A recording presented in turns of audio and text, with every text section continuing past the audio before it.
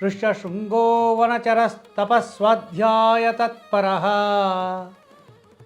ಸದಾಕಾಲ ತಪಸ್ಸು ಸ್ವಾಧ್ಯಾಯಗಳಲ್ಲಿ ನಿರತನಾಗಿರುವಂಥ ಒಬ್ಬ ಋಷಿ ಇದ್ದಾನೆ.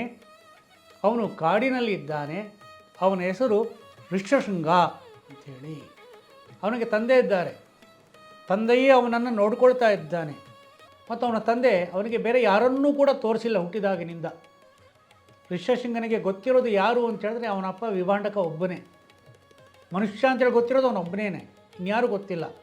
ಮತ್ತು ಅಲ್ಲಿಯ ಗಿಡ ಮರಗಳು, ಕಾಡು, ಪ್ರಾಣಿಗಳು ಇವೆಲ್ಲವೂ ಕೂಡ ಗೊತ್ತು, ಪಕ್ಷಿಗಳು ಇವೆಲ್ಲ ಗೊತ್ತು ಅವನಿಗೆ. ಮತ್ತು ಆ ಋಷ್ಯಶೃಂಗನಿಗೆ ಅವನ ತಲೆಯ ಮೇಲೆ 2 ಕೊಂಬುಗಳಿದ್ದಾವೆ. ಶೃಂಗ ಅಂತ ಹೇಳಿದ್ರೆ ಕೊಂಬು. ಅವನು ಋಷಿಪುತ್ರ ಹೌದು, ಆದರೆ ತಲೆಯ ಮೇಲೆ 2 ಕೊಂಬಿದೆ. ಆದರೆ ಶ್ರೇಷ್ಠನಾದಂಥ ತಪಸ್ವಿ. ಆ ಋಷ್ಯಶೃಂಗನನ್ನು ಆ ಕಾಡಿನಿಂದ ನಮ್ಮ ನಾಡಿಗೆ ಕರ್ಕೊಂಬರಬೇಕು. ಅವನನ್ನು ಕರ್ಕೊಂಡು ಬಂದ ಮೇಲೆ ಅವನನ್ನು ನಿನ್ನ ಮಗಳಾದಂತಹ ರಾಜಕುಮಾರಿ ಶಾಂತ ಅವಳಿಗೆ ಕೊಟ್ಟು ಮದುವೆ ಮಾಡಬೇಕು. ಇಷ್ಟ ಆದರೆ ನೋಡಪ್ಪ ಎಲ್ಲ ಸರಿ ಹೋಗ್ತದೆ ಅಂತ ಹೇಳಿದ್ರು.